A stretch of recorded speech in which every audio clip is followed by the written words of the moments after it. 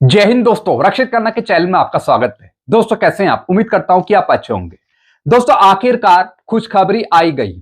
8 CPC पर केंद्र सरकार का राजपत्र जारी। जी हां दोस्तों, इससे पहले जो कैबिनेट मीटिंग हुई थी उसमें भारत सरकार ने 8 सीपीसी के टर्म ऑफ रेफरेंस को मंजूरी दी थी। तो दोस्तों फाइनली अब उस पर मोहर लग चुकी है, क्योंकि वित्त मंत्रालय की तरफ से 8 सीपीसी के टर्म ऑफ रेफरेंस पर गैजेट नोटिफिकेशन जारी कर दिया गया है, जिसे हम हिंदी में बोलते हैं भारत सरकार का राजपत्र। अब दोस्तों कुछ पेंशनर्स के मेरे पास कमेंट आ रहे हैं कि सर इस नोटिफिकेशन में, इस गैजेट नोटिफिकेशन में पेंशनर्स का जिक्र नहीं है, तो क्या भारत सरकार पेंशनर्स को 8 सीपीसी नहीं देगी? इसकी जानकारी मैं आपको आगे दूंगा। फिर दोस्तों इस पूरे गैजेट नोटिफिकेशन को मैं आपको समझाऊंगा कि इसमें लिखा क्या है। यह नोटिफिकेशन मैं आपको बारीकी से समझाऊंगा। इस नोटिफिकेशन के मैंने 12 पॉइंट आपके लिए निकाले हैं। सारी जानकारी मैं आपको दूंगा कर्मचारियों से संबंधित और पेंशनर से संबंधित टर्म ऑफ रेफरेंस के बारे में, 8 सीपीसी के बारे में। तो दोस्तों ये वीडियो आप शुरू से लेकर आखिरी तक देखिएगा। वीडियो को अगर आप पूरा देखेंगे तभी आप बेहतर जानकारियां ले पाएंगे। वीडियो में आगे बढ़ने से पहले एक छोटी सी अपील मैं आपसे करूंगा, और अपील है चैनल सब्सक्राइब की। देखने में आया है कुछ ऐसे पुराने पेंशनर्स हैं और नए पेंशनर्स जुड़े हैं जो वीडियो तो देख रहे हैं लेकिन अभी तक उन्होंने चैनल को सब्सक्राइब नहीं किया। ऐसे कितने पेंशनर्स हैं? 34.1%। तो दोस्तों मैं आपसे अपील करता हूं, आग्रह करता हूं कि अगर आप वीडियो को देख रहे हैं, अगर आपने अभी तक चैनल को सब्सक्राइब नहीं किया, तो दोस्तों सबसे पहले वीडियो देखने से पहले आप चैनल को सब्सक्राइब कर लीजिए, ताकि मेरी लेटेस्ट जानकारियां, आगे आने वाले वीडियो के नोटिफिकेशन, आपको बेहतरीन जानकारियां तुरंत मिल पाए। चैनल सब्सक्राइब करने के या फिर वीडियो देखने के आपको एक भी पैसे नहीं देने, सब कुछ आपके लिए फ्री में है। तो फटाफट सबसे पहले चैनल को सब्सक्राइब कर लीजिए, तब दोस्तों वीडियो को आगे देखना शुरू करें। चैनल का नाम है रक्षित खन्ना।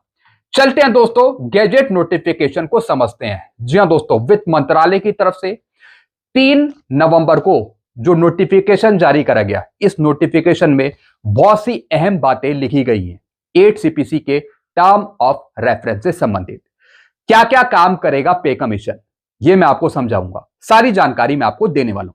दोस्तों इस पूरे नोटिफिकेशन के मैंने 12 पॉइंट निकाल लिए हैं। 12 पॉइंट मैंने आपके लिए बनाए हैं।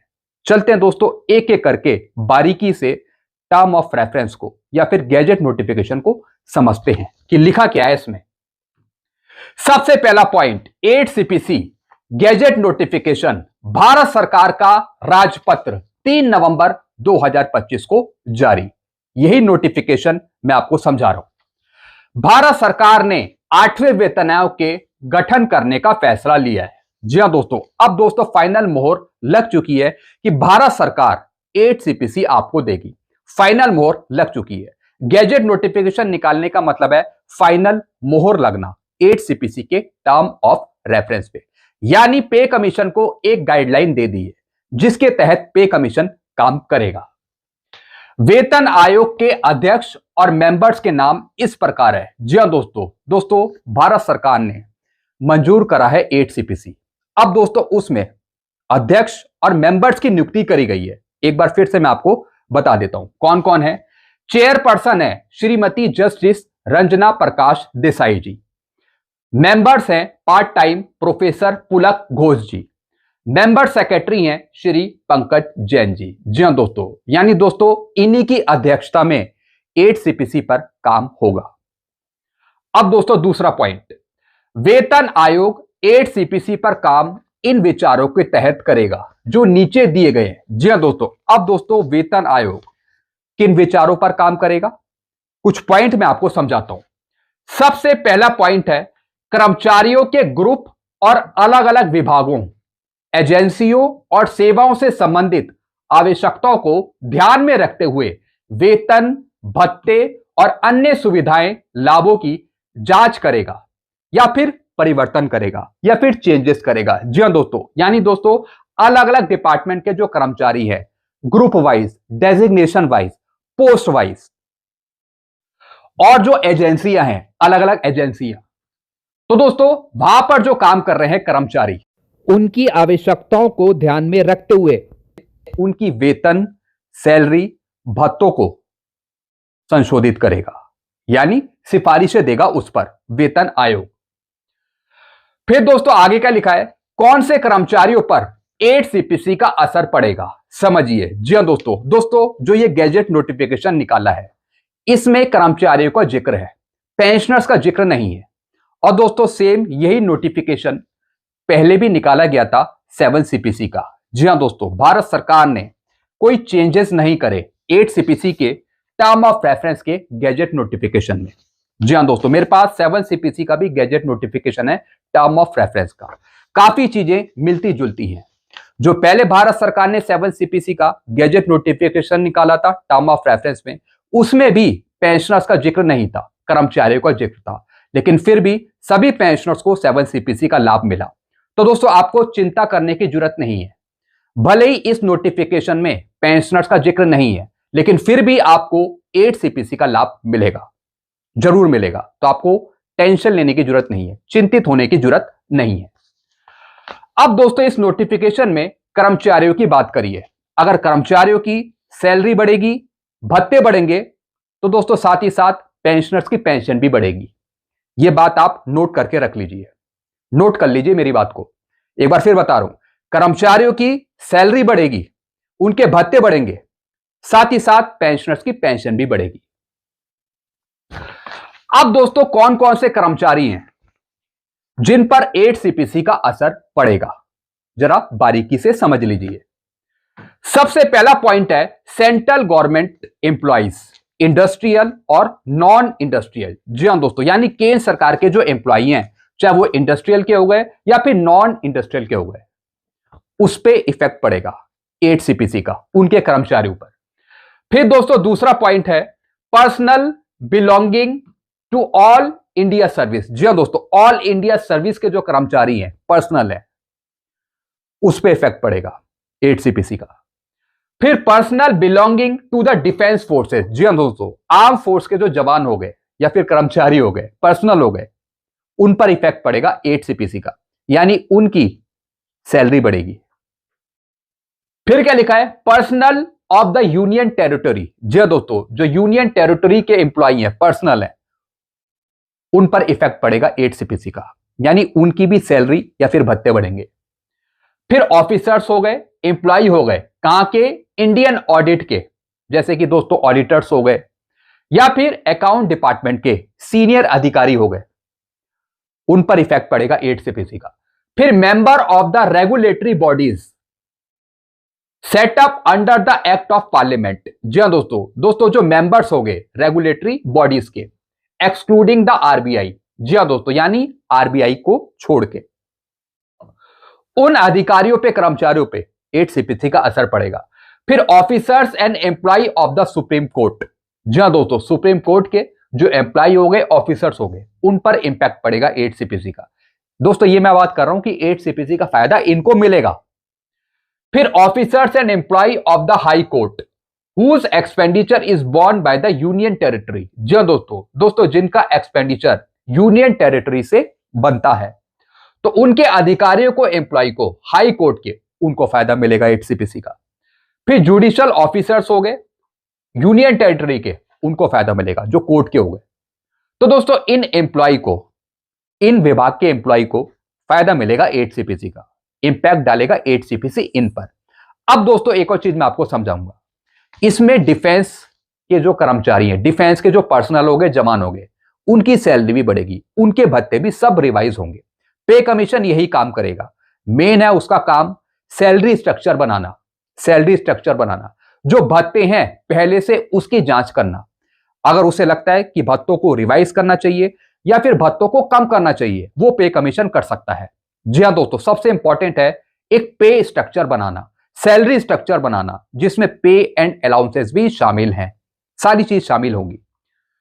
अब दोस्तों अगला पॉइंट देखिए, सरकारी सेवा में कर्मचारियों की प्रतिभाओं को बढ़ावा देने। जी हां दोस्तों, जो सरकारी सेवा में कर्मचारी हैं, उनकी जो प्रतिभाएं हैं उसको बढ़ाने के लिए, कार्य प्रणाली में कुशलता लाने के लिए और उनकी रिस्पॉन्सिबिलिटी को बढ़ावा देने के लिए उनकी मजदूरी वेतन का स्ट्रक्चर तैयार करना। जी हाँ दोस्तों, इसकी जानकारी मैंने आपको अभी दी कि जो पे कमीशन है वो दोस्तों वेतन का स्ट्रक्चर तैयार करेगा। जी हाँ दोस्तों, अब दोस्तों उसमें सरकारी सेवा में कर्मचारियों की जो प्रतिभाएं हैं या फिर दोस्तों जो उनकी कार्य प्रणाली है उसको बढ़ाने के लिए, उनकी रिस्पॉन्सिबिलिटी को और बढ़ाने के लिए उनके पे स्ट्रक्चर को देखना, तो उसकी सिफारिशें भी पे कमीशन देगा।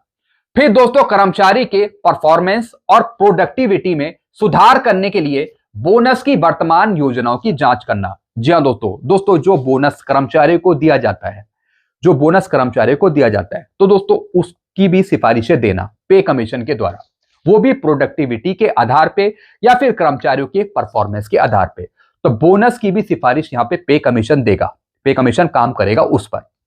फिर दोस्तों मौजूदा भत्ते यानी कि अलाउंसेस और उनकी स्वीकार्य शर्तों को जांचना और अधिक कुशल बनाना, इसकी भी सिफारिश करेगा पे कमीशन। जी हाँ दोस्तों, जो अलाउंसेस हो गए, जो अलाउंसेस अभी चल रहे हैं उसको भी देखना, क्या वो रिवाइज होंगे आगे चलकर, उसकी जांच पड़ताल करना, उसकी भी सिफारिशें देना। अगर पे कमीशन को लगता है कि अलाउंसेस बढ़ाने चाहिए, चेंजेस करने चाहिए, तो पे कमीशन करेगा अलाउंसेस पर।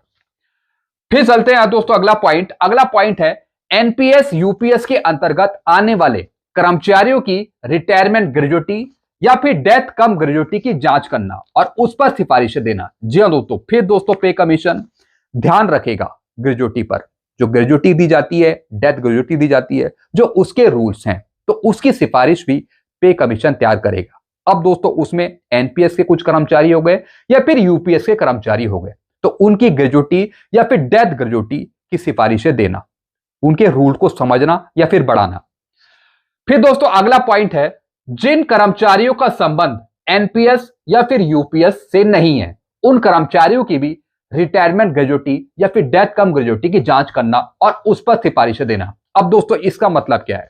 इसका मतलब है कि जो ओल्ड पेंशन स्कीम के तहत पेंशन ले रहे हैं, जी हाँ दोस्तों, यानी जो ओल्ड पेंशन स्कीम के तहत कर्मचारी हैं, जो पुरानी ओल्ड पेंशन स्कीम का फायदा लेंगे रिटायरमेंट जाते वक्त, तो उनकी ग्रेजुटी में संशोधन करना या फिर उसकी सिफारिशें प्रस्तुत करना।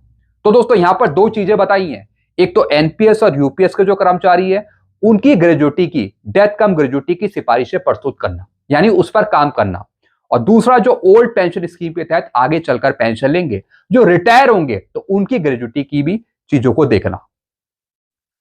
फिर दोस्तों अगला पॉइंट है ऊपर लिखे गए काम निम्न शर्तों पर करने होंगे जो नीचे लिखे हैं। जी हाँ दोस्तों, अब दोस्तों जो ऊपर काम बताए गए हैं कि अलाउंसेस पे काम होगा, पे स्ट्रक्चर पे काम होगा, वेतन में काम होगा, भत्तों पर काम होगा, अब दोस्तों वो किसके तहत होगा? अब पे कमीशन को यहां पे कुछ बातें ध्यान देनी पड़ेगी जो सरकार ने ही लिखी हैं, सरकार ने भी बताई है, और दोस्तों जो पीआईबी की रिपोर्ट जारी हुई थी उसमें भी सरकार ने कुछ बातें लिखी हुई थी, तो वही बातें हैं जो मैं आपको यहां पे समझा रहा हूं कि पे कमीशन किन शर्तों पर काम करेगा। 8CPC पर देश के आर्थिक हालात को देखेगा और राजकोषीय दबाव सरकार पे पड़ रहा है या नहीं पड़ रहा, वो भी पे कमीशन देखेगा। फिर दोस्तों कल्याणकारी उपाय और विकासात्मक एक्सपेंडिचर उपायों के लिए पर्याप्त संसाधन उपलब्ध है। जी हाँ दोस्तों, फिर दोस्तों पे कमीशन देखेगा कि सरकार के पास कोई संसाधन की कमी तो नहीं पड़ रही। जो पे कमीशन एक्सपेंडिचर बनाएगा 8CPC का, अब उससे ऐसा तो नहीं कि वो सरकार पूरा कर पाएगी या नहीं कर पाएगी, तो सरकार के पास जो पैसा है, संसाधन है, उसका भी पे कमीशन ध्यान रखेगा, तो उसकी कार्यक्षमता के आधार पे फिर दोस्तों पे कमीशन रिपोर्ट देगा। फिर क्या लिखा है दोस्तों अगला पॉइंट, वेतन आयोग को गैर अंशदायी पेंशन योजना की अवित्त पोषित लागत पर विचार करना होगा। जी हाँ दोस्तों, जो वेतन आयोग है वो गैर अंशदायी पेंशन योजना की लागत पर भी विचार करेगा। अब दोस्तों गैर अंशदायी पेंशन योजना कौन सी है? दोस्तों गैर अंशदायी पेंशन योजना है जैसे कि दोस्तों आप ओल्ड पेंशन स्कीम बोल सकते हैं। जी हाँ दोस्तों, अब दोस्तों उसमें कर्मचारी का कोई कंट्रीब्यूशन सरकार जमा नहीं कर रही ओल्ड पेंशन स्कीम के तहत, यानी सरकार अपना ही पैसा दे रही है। जी हाँ दोस्तों, सरकार पेंशन दे रही है आपको, ग्रेजुटी का बेनिफिट दे रही है, कम्यूटेशन का बेनिफिट दे रही है, आपको जीपीएफ दे रही है, यानी कर्मचारी का अपना कोई योगदान नहीं है, अपना कोई कंट्रीब्यूशन नहीं है, यानी सब कुछ सरकार के द्वारा ही खर्चा किया जा रहा है, तो उसे हम बोलते हैं गैर अंशदायी पेंशन योजना, जिसमें एम्प्लॉयर का, कर्मचारी का कोई योगदान नहीं है। तो दोस्तों वेतन आयोग इस चीज को भी देखेगा। फिर अगला पॉइंट है, राज्य सरकारों द्वारा वेतन आयोग की संशोधित सिफारिशों को स्वीकार करना, यानी वित्त व्यवस्था पर सिफारिशों का प्रभाव। जी हाँ दोस्तों जो राज्य की सरकार है, जब वो वेतन आयोग को अपनाएगी तो दोस्तों हो सकता है कि कुछ सिफारिशें कुछ बदलना चाहे, तो दोस्तों राज्यों की सरकार पे इसका क्या प्रभाव पड़ेगा, इस बात का ख्याल भी वेतन आयोग रखेगा। फिर दोस्तों पब्लिक सेक्टर अंडरटेकिंग और प्राइवेट सेक्टर के जो कर्मचारी के लाभ है और कार्य की परिस्थितियां हैं उसके अनुरूप भी पे कमीशन काम करेगा, यानी जो पब्लिक सेक्टर अंडरटेकिंग के एम्प्लॉय हो गए या फिर प्राइवेट सेक्टर के कर्मचारी के एम्प्लॉय हो गए, उनके लाभ को भी यहां पे कमीशन दिखेगा। फिर क्या लिखा है दोस्तों आगे, आयोग अपनी कार्य प्रणाली खुद बनाएगा। जी हाँ दोस्तों, अब इसका मतलब क्या है कि जो काम करने का पूरा स्ट्रक्चर है वो दोस्तों वेतन आयोग खुद ही बनाएगा, यानी पूरा काम वेतन आयोग ही करेगा, पूरी कार्य प्रणाली के साथ, पूरे स्ट्रक्चर के साथ। फिर क्या लिखा है, और वेतन आयोग सलाहकारों से, ऑर्गेनाइजेशन के एक्सपर्ट से और विशेषज्ञों को नियुक्त कर सकता है अपने पर्पस के लिए। जी हाँ दोस्तों, अगर दोस्तों वेतन आयोग को लगता है कि हमें किसी की हेल्प लेनी है, जैसे कि दोस्तों कुछ सलाहकार हो गए, कुछ एक्सपर्ट हो गए ऑर्गेनाइजेशन के, या फिर जो विशेषज्ञ हो गए, कुछ इकोनॉमिस्ट हो गए, तो दोस्तों उनकी सलाह भी वेतन आयोग ले सकता है। फिर आयोग को सूचना और सबूत लेने का अधिकार है, जिससे वेतन आयोग पर काम करने में सहायता मिल सके। जी हां दोस्तों, वेतन आयोग को पूरी अथॉरिटी है, वो किसी की भी हेल्प ले सकता है। अब जरूरी नहीं है कि उसमें चेयरपर्सन या फिर मेंबर्स ही अपनी सलाह रखें, वो तो अपनी सलाह रखेंगे, लेकिन साथ ही साथ अगर वेतन आयोग को कुछ एक्सपर्ट की जरूरत पड़ रही है हेल्प लेने के लिए, तो दोस्तों वेतन आयोग ले सकता है। फिर क्या लिखा है दोस्तों, भारत सरकार के मंत्रालय और विभाग सूचना और दस्तावेज भी देंगे वेतन आयोग को सहायता के लिए। जी हाँ दोस्तों भारत सरकार के जो मंत्रालय हैं, चाहे उसमें मिनिस्ट्री ऑफ डिफेंस हो गया या फिर दोस्तों कोई दूसरा मंत्रालय हो गया, तो दोस्तों वो अपने सपोर्टिव डॉक्यूमेंट दे सकता है वेतन आयोग को, ताकि वेतन आयोग जब 8 सीपीसी पर काम करे तो उनकी हेल्प हो सके। तो दोस्तों जो वेतन आयोग है वो डॉक्यूमेंट्स भी मंगवा सकता है किसी भी मंत्रालय से, या फिर दोस्तों जो और राज्यों की सरकारों ने टर्म ऑफ रेफरेंस दिए हैं उसके डॉक्यूमेंट भी यहां पे वेतन आयोग मंगा सकता है। तो दोस्तों ये होना भी चाहिए। मिनिस्ट्री ऑफ डिफेंस को इतनी जानकारी होनी चाहिए कि क्या प्रॉब्लम्स हैं जवानों की पे पेंशन में, सैलरी स्ट्रक्चर में क्या प्रॉब्लम्स हैं, ये सारी प्रॉब्लम्स पता होनी चाहिए, तभी मिनिस्ट्री ऑफ डिफेंस अपने डॉक्यूमेंट पे कमीशन को सौंपेगा और पे कमीशन फिर उस पर काम कर सकेगा। जब तक पे कमीशन को विसंगतियों के बारे में पता नहीं होगा, जब तक आपकी विसंगतियां ठीक नहीं होगी। अब दोस्तों विसंगतियों को कौन पहुंचाएगा पे कमीशन के पास, मिनिस्ट्री ऑफ डिफेंस से ही कोई कर्मचारी अधिकारी जाना चाहिए जो इन चीजों को बताए पे कमीशन में कि 8 सीपीसी ऐसा होना चाहिए, जो पुरानी विसंगतियां हैं जेसीओ की जवान की वो दूर होनी चाहिए 8 सीपीसी में। तो दोस्तों भारत सरकार के मंत्रालय और विभाग सूचना और दस्तावेज भी देंगे वेतन आयोग को सहायता के लिए। दोस्तों ये पूरी गाइडलाइन है कि वेतन आयोग किसी से भी हेल्प ले सकता है, किसी से भी डॉक्यूमेंट मंगा सकता है, मंत्रालयों से या फिर विभागों से। राज्य की सरकारें, सेवा संघ, संबंधित पक्ष आयोग को अपना संपूर्ण सहयोग और सहायता प्रदान करेंगे। जी हाँ दोस्तों, जो राज्य की सरकारें हो गई या फिर जो सेवा संघ हो गए, ऑर्गेनाइजेशन हो गए, कर्मचारी संघ हो गए या फिर संबंधित पक्ष हो गया, वो आयोग को अपना पूरा संपूर्ण सहयोग प्रदान करेगा, उनकी हेल्प करेगा। दोस्तों ये बहुत अच्छी बात है, ये बहुत अच्छी बात है कि सरकार ने ये चीजें लिखी हैं टर्म ऑफ रेफरेंस में कि जब भी वेतन आयोग बैठेगा, अगर वेतन आयोग को जरूरत पड़ रही है किसी सहायता के लिए 8 सीपीसी पर, तो दोस्तों वेतन आयोग सहायता ले सकता है। तो दोस्तों इसका मतलब क्या है कि जो कर्मचारी संघ हैं, जो उनकी डिमांड्स हैं, वो भी डिमांड्स रखी जा सकती हैं पे कमीशन के पास। तो दोस्तों पे कमीशन उन चीजों को देखकर भी कई चीजें हल कर सकता है। तो ये बहुत अच्छी बात है हमारे लिए। हम तो यही चाहते हैं कि जो कर्मचारियों की डिमांड है, चाहे वो फिटमेंट फैक्टर बढ़ाने को लेकर हो, भत्ते बढ़ाने को लेकर हो या फिर और चीजों पर हैं, तो अगर वो चीज पे कमीशन के पास रखी जाए तो पे कमीशन उन चीजों पर ध्यान दे सकता है, उन चीजों को ठीक कर सकता है। तो हम ऐसी उम्मीद करते हैं कि ये सारी चीजें पे कमीशन के पास जाएं और वहां जाकर ये डिस्कस हो। फिर क्या लिखा है, आयोग का हेडक्वार्टर दिल्ली में होगा। जी हाँ दोस्तों, ये संपूर्ण काम कहां से स्टार्ट होगा, दिल्ली से, मेन हेडक्वार्टर इसका दिल्ली है।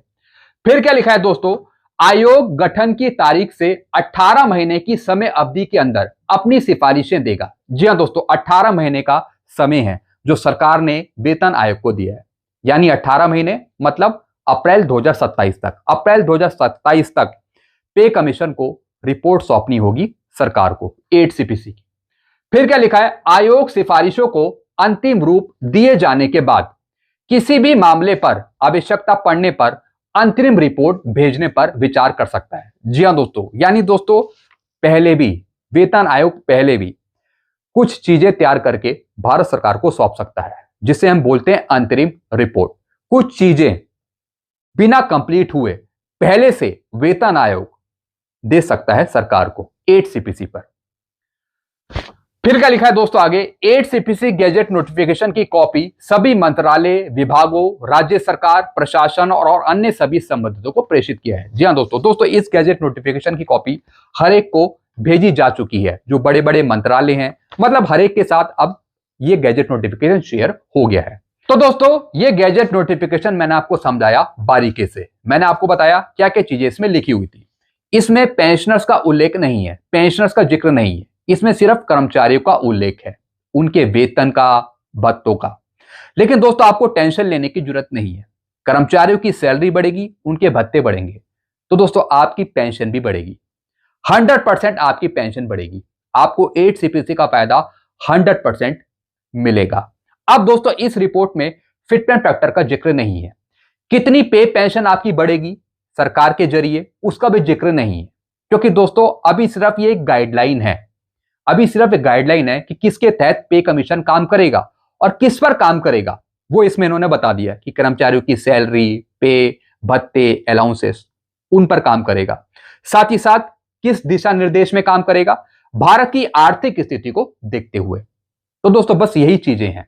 बाकी फिटमेंट फैक्टर बनाना, कितनी पे पेंशन बढ़ेगी, कितने परसेंट बढ़ेगी, मिनिमम पे कितनी होगी, मैक्सिमम पे कहां तक जाएगी, पे मैट्रिक्स कैसी होगी, सब कुछ वेतन आयोग ही तय करेगा। तो उसके लिए हमें इंतजार करना पड़ेगा। जी हां दोस्तों, हमें इंतजार करना पड़ेगा कि पे कमीशन कब तक अपनी रिपोर्ट तैयार करता है। उसी में सारी चीजें होंगी, फिटमेंट फैक्टर से लेके पे पेंशन बढ़ाने को लेकर सारी चीजें।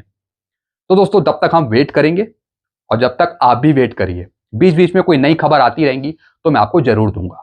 तो दोस्तों बस ऐसी जानकारियां आपको मिलती रहेगी। तो दोस्तों सारी जानकारियां पाने के लिए, बारीकी से समझने के लिए आपको सबसे पहले चैनल को सब्सक्राइब करना पड़ेगा, ताकि ऐसी बेहतरीन जानकारियां आपको मिल पाए। कुछ और चीजें आपको पूछनी हो तो नीचे कमेंट कर सकते हैं। तब तक के लिए दोस्तों मैं वीडियो को यही खत्म करता हूं। चैनल को सब्सक्राइब कर लीजिए और वीडियो को शेयर करना मत भूलिएगा। चैनल का नाम है Rakshit Khanna. Thank you so much.